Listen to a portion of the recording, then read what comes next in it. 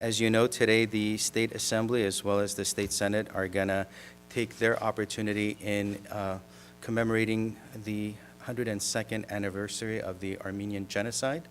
So thanks to all of you for taking the time from your work and joining us today here to recognize this very important event and something that year after year we come together to recognize and hopefully make an incremental change in the future of humanity, and making sure that by recognizing this event, we make sure that other events don't happen.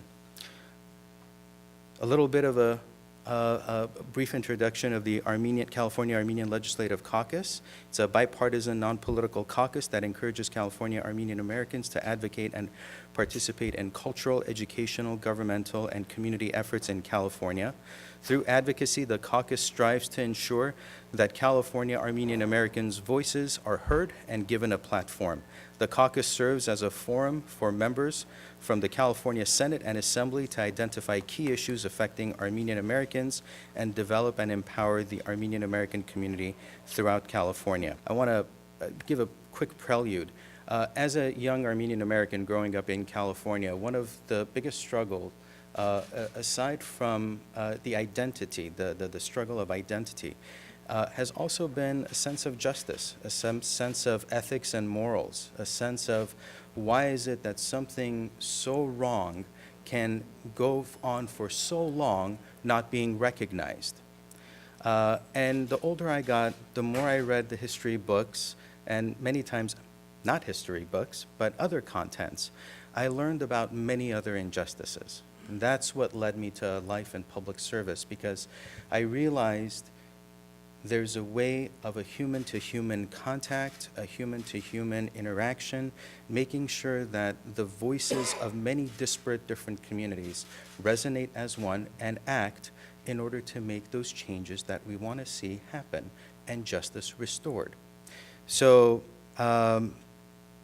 when I arrived to the Assembly, one of the things I wanted to do was, instead of just recognizing the difficulty of today and be mournful, I thought it was very important for us to rise above, remember the dead, the deceased, but also honor those who have advanced the issues of the community, and not just for the sake of the community, but for humanity. I thought it was very critical for us to make sure that we recognize individuals who have given above and beyond of themselves to ensure that there's a restoration of justice, that when we say never again, we mean never again, and we make sure that it's not just an Armenian issue, it's an issue of humanity, and everyone benefits from it. So with that, there's a lot to be said about Ms. Salpi Ghazarian. She's a researcher, an educator, a civil society organization leader. She's probably forgotten more of what she's accomplished than most people have accomplished in their lifetime. She's a journalist, an editor of a wonderful magazine that was in print for about 15 years, a special assistant to the Foreign Minister of Armenia, where she spent the last 15 years, arriving back just 2 years ago to start heading up as the director of the Armenian USC Institute. So with that, thank you for your service, thank you for your ardent and fierce continued work, as well as coupled with a vision that's extremely important and necessary for all of us to be subscribing to, and making sure that we fuel your energy and we stand shoulder to shoulder and work with you. At this point, I'd like to recognize Hannah Hitchcock, who received the first place award of the Arts Council contest.